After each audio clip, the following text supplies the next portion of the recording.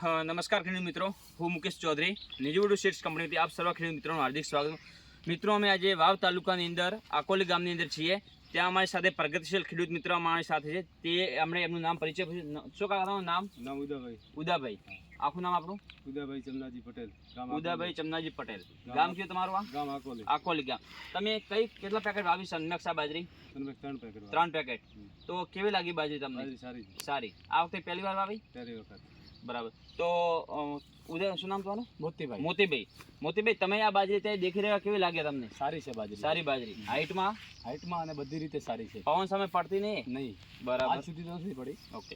તો મિત્રો, આમાં નિજવડુ સીડ્સ કંપનીની સન્મેક્ષ હાઇબ્રિડ બાજરી, આપણે એની હાઈટ દેખી શકો અત્યારે 7 ફૂટની હાઈટ છે અને લગભગ આ 70 દિવસનો ક્રોપ થઈ ગયો હોય અને વહેલી પાકતી જાતે સાથે તે ઘાસચારા પર એકદમ નીલોછમ આપ દેખી શકો અત્યારે, અને ડુંડાની અંદર આપ દેખી શકો અહીંથી એકદમ કઠણાઈ.